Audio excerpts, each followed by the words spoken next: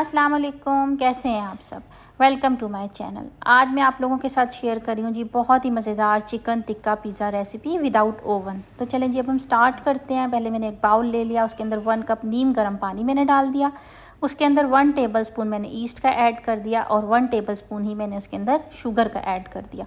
और अब इन दोनों चीज़ों को मैं बहुत अच्छी तरह से मिक्स कर लूँगी और मिक्स करने के बाद फिर मैं इसको ढक के छोड़ दूँगी 10 मिनट के लिए, ताकि ईस्ट एक्टिव हो जाए। 10 मिनट गुजर चुके थे तो ये देखें जी ये इस फॉर्म में आ चुका है। अब हम इससे अपने मैदे को गूँधेंगे। मेरे पास 2 कप मैदे के हैं, उसके अंदर मैंने ये वाला सारा जो मिक्सचर है वो ऐड कर दिया और इससे मैं अब इसको गूँधूँगी। और मुझे अगर मज़ीद पानी की ज़रूरत पड़ेगी तो मैं सादा पानी थोड़ा थोड़ा इसमें ऐड करती जाऊँगी। ये देखें जी मैंने इसको गूँधना शुरू कर दिया। डो को आपने बहुत अच्छी तरह से गूँधना है। हम जितना ज़्यादा इसे गूँधेंगे उतना ही अच्छा पिज़्ज़ा क्रस्ट हमारी बनेगी। ये देखें पानी थोड़ा कम था तो मैं अब इसके अंदर थोड़ा थोड़ा सा पानी ऐड करती जा रही हूँ और इसको गूँधती जा रही हूँ। पिज़्ज़ा डो को सॉफ्ट सा गूँधना है, बहुत हार्ड नहीं गूँधना, लेकिन बहुत सॉफ्ट भी नहीं गूँधना, बस सॉफ्ट होनी चाहिए, नॉर्मल सॉफ्ट जितनी होती है।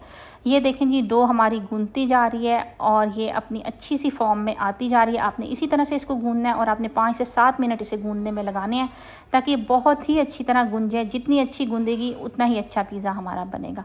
ये देखें मुझे गूँधते हुए तकरीबन इसको 7 मिनट हो चुके थे और अब ये मेरी डो बिल्कुल तैयार हो गई है। अब मैं इसको रेस्ट के लिए रख दूँगी। गर्मियों का मौसम है इसलिए 1 घंटा इसको रेस्ट देने के लिए इनफ है, फिर ये राइज़ हो जाएगी। ये मैंने देखें इसको रख दिया है। इसके बाद अब मैं तैयारी करूँगी अपनी चिकन को मैरिनेट करने की। मेरे पास 1 कप चिकन है जिसको इस तरह से छोटा छोटा सा काटा हुआ है। इस चिकन को अब मैं मैरिनेट करूँगी और इस चिकन को भी मैरिनेट करके हमने कम से कम 1 घंटे के लिए तो ज़रूर ही रखना है। अगर आपके पास ज़्यादा टाइम है तो आप ज़्यादा टाइम के लिए रख सकते हैं, लेकिन कम से कम 1 घंटा आप इसको ज़रूर रखें। अब इसके अंदर मैंने डाल दिए जी दही।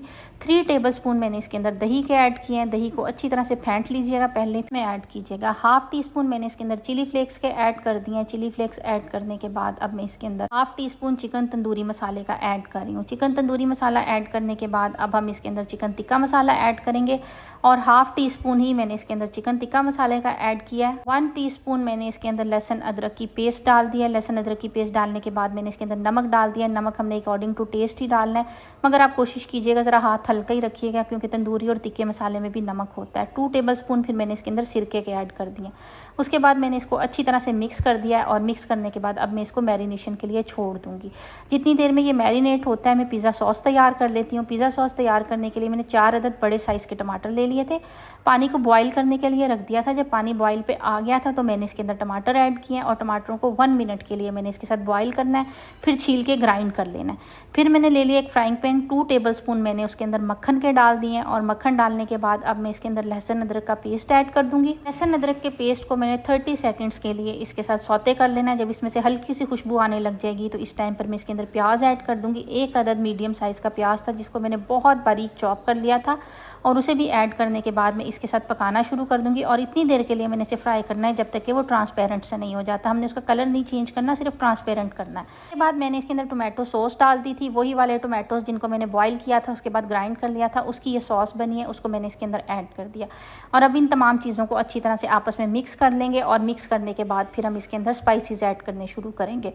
ये देखें जी सबसे पहले मैंने इसके अंदर चिली फ्लेक्स डाले हैं। मैंने इसके अंदर 1/2 टीस्पून चिली फ्लेक्स का ऐड किया। चिली फ्लेक्स डालने के बाद अब मैं इसके अंदर ब्लैक पेपर डाल रही हूँ। 1/2 टीस्पून ही मैंने इसके अंदर ब्लैक पेपर का डाला है। इसके बाद मैं इसके अंदर नमक ऐड कर दूंगी। 1/2 टीस्पून से कम इसके अंदर नमक ऐड कीजिएगा ताकि नमक तेज़ ना हो जाए। इसके बाद मैंने इसके अंदर डाल दिया जी 1 टीस्पून ऑरिगेनो का। ऑरिगेनो ऐड करने के बाद अब मैं इसके अंदर शुगर डाल रही हूँ। 1 टीस्पून मैंने इसके अंदर शुगर का ऐड किया।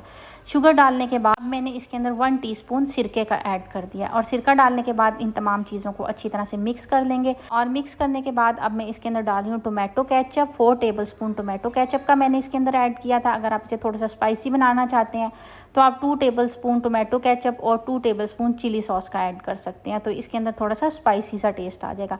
अब इन तमाम चीज़ों को हमने अच्छी तरह से मिक्स कर लेना है और लो फ्लेम के ऊपर इसको इतनी देर के लिए पकाना है कि ये पेस्ट थिक सी हो जाए। मुझे तकरीबन 15 से 20 मिनट लगे थे और मेरी ये पेस्ट थिक हो गई थी और बिल्कुल रेडी हो गई थी। आप देख सकते हैं ये इस तरह की फॉर्म में आ गई है। चिकन जो मैरिनेट करके रखा हुआ था उसको मैं पकाने लगी हूँ। फ्राइंग पैन के अंदर मैंने 1 टेबलस्पून ऑयल का डाला था और वो चिकन डाल दिया था। ये देखें जी ये पक रहा है लो फ्लेम के ऊपर, क्योंकि इसके अंदर दही थी तो दही ने अपना पानी छोड़ दिया था। अब ये इसी पानी के अंदर पकेगा। इसे भी 15 से 20 मिनट लगेंगे और ये चिकन पक के बहुत बहुत अच्छी तरह से तैयार हो जाएगा। ये देखें जी, इसे पकते पकते 20 मिनट हो गए थे और ये चिकन बिल्कुल तैयार हो गया, पानी इसका बिल्कुल खुश्क हो गया। अब हम इस चिकन को पिज़्ज़े के ऊपर यूज़ करेंगे। जब हमने पिज़्ज़े की असेंबलिंग स्टार्ट करनी है तो सबसे पहले हमने देगचे को प्री हीट होने के लिए रख देना है। मीडियम फ्लेम के ऊपर 15 मिनट के लिए हम इसे प्री हीट करेंगे। अब डो मेरी राइज़ हो चुकी है, 1 घंटा गुजर गया था। ये देखें जी, डो कितनी ज़बरदस्त राइज़ हुई है। इस टाइम पर मैं इसके अंदर ऐड करूँगी ऑयल। 2 टेबलस्पून मैं इसके अंदर ऑलिव ऑयल यूज़ कर रही हूँ, आप कोई सा भी ऑयल यूज़ कर सकते हैं। ऑयल डालने के बाद मैं इसे दोबारा से एक दफ़ा नीट कर लूँगी। ऑयल इसके अंदर डालना ज़रूरी होता है क्योंकि हमारी पिज़्ज़ा क्रस्ट बहुत अच्छी बनती है जब इसके अंदर ऑयल डालते हैं। तो ये ऑयल आप इस टाइम पर भी डाल सकते हैं जब हम इसे दोबारा नीट करें, और आप उस टाइम पर भी डाल सकते हैं जिस टाइम पर हम इसे गूंद रहे थे। आप किसी भी टाइम डाल सकते हैं। मैंने ऑलिव ऑयल डाला है, आप कोई सा भी ऑयल यूज़ कर सकते हैं। ये देखें, इसको एक दफ़ा फिर से दोबारा से अच्छी तरह से नीट कर लेंगे। और ये 2 कप्स मैंने लिया था मैदा, तो 2 कप मैदे से जो हमारी डो बनी है उससे 2 पिज़्ज़े बन जाएंगे, एक मीडियम और एक स्मॉल।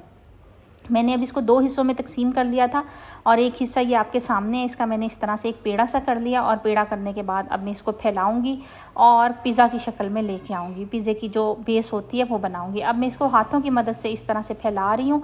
आप भी इसको हाथों से फैला लें और इसकी डो आप जितनी मोटी रखना चाहें आप उतनी रख सकते हैं। अगर आप इसकी डो पतली रखना चाहते हैं तो आप पेड़ा थोड़ा सा छोटा ले लें, अगर ऐसे ही रखना चाहते हैं तो इतना ले लें। इसमें कोई प्रॉब्लम नहीं है, या आपकी विश के ऊपर है, आपको डो जैसी भी पसंद हो।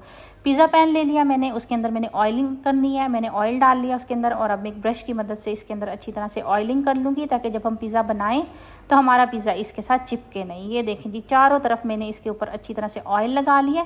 और अब मैंने जो पिज़्ज़ा डो को थोड़ा सा बड़ा किया था उसको मैं इसके अंदर डाल दूँगी और फिर इस वक्त में उसको फैलाऊँगी जितना उसको ज़रूरत होगी फैलाने की।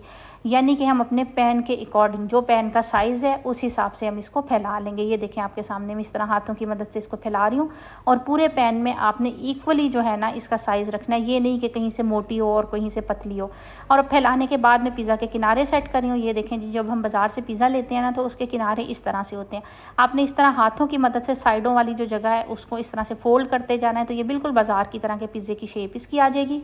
पिज़्ज़ा की बेस हो गई है सेट। अब हम एक फ़ोक ले लेंगे और फ़ोक की मदद से इस तरह से पिज़्ज़ा के अंदर छोटे छोटे से सुराख कर देंगे, क्योंकि जब हम इसके अंदर पिज़्ज़ा सॉस लगाएंगे तो फिर वो भी डो के अंदर चली जाएगी और डो बहुत मज़ेदार हो जाएगी। अब मैं इसके ऊपर सॉस लगाने लगी हूँ। 3 टेबलस्पून मैंने सॉस के लिए हैं और मैं इसको अच्छी तरह से फैला लूँगी। अगर ज़रूरत पड़ी तो मैं थोड़ी सी सॉस इसके ऊपर और भी डाल दूँगी। आपको जितनी ज़रूरत हो आप उतनी सॉस डाल दीजिएगा।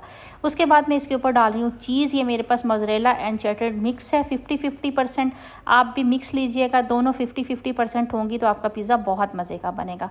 आप इस तरह से चीज़ को ग्रेट कर लीजिएगा। मेरी चीज़ थोड़ा फ्रीज़र में से मैंने निकाली थी तो वो नरम सी हो गई थी, इजीली ग्रेड नहीं हो रही थी, तो मैंने इसको फिर एक छुरी से काट लिया और थोड़ा हाथों से इस तरह छोटा छोटा कर लिया। आप उसको ग्रेट कर लीजिएगा। उसके बाद मैंने इसके ऊपर चिकन लगा दिया। चिकन आपको जितनी ज़रूरत हो आप उतना लगा सकते हैं। अब मैं इसके ऊपर टोमेटो लगा रही हूँ। सिर्फ 2-3 पीस मैं टोमेटोज़ के लगाऊंगी ताकि ये देखने में बहुत खूबसूरत लगे, क्योंकि पिज़्ज़ा के ऊपर अगर हम कलरफुल सी वेजिटेबल्स लगाते हैं ना तो वो बहुत देखने में अच्छा लगता है और बच्चों को तो बहुत ही ज़्यादा अट्रैक्ट करता है। ये देखें जी, मैंने इसके ऊपर टोमेटोज़ इस तरह से सेट कर लिए हैं। अब मैं इसके ऊपर शिमला मिर्च लगाऊंगी। शिमला मिर्च को मैंने इस तरह से बारीक बारीक लंबा लंबा काट लिया था और इस शिमला मिर्च को मैं पूरा इसके ऊपर सेट कर दूंगी। शिमला मिर्च लगाने के बाद मेरे पास हैं जी ऑलिव्स। ऑलिव्स को भी मैंने इस तरह छोटा छोटा सा काट लिया था और उसको भी मैं इसके ऊपर फैला दूंगी।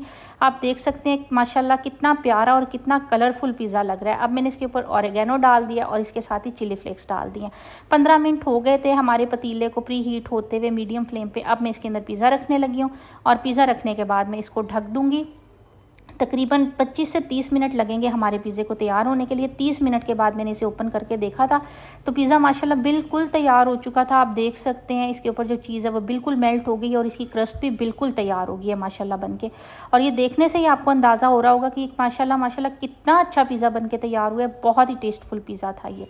अब मैं इसको बाहर निकाल लूँगी और इसकी कटिंग कर लूँगी। आप लोगों को मेरी आज की ये रेसिपी पसंद आई हो तो मेरे चैनल को ज़रूर लाइक और सब्सक्राइब कर दें और बेल आइकन को प्रेस कर दें ताकि आइंदा भी आप लोगों को मेरी इसी तरह की अच्छी और मज़ेदार रेसिपीज़ देखने को मिलती रहें। और कमेंट सेक्शन में मुझे ज़रूर बताइएगा कि आप लोगों को मेरी आज की ये रेसिपी कैसी लगी है। बस आज के लिए इतना ही। मिलते हैं एक नई वीडियो में एक नई रेसिपी के साथ इंशाल्लाह। अल्लाह हाफिज़। Thank you.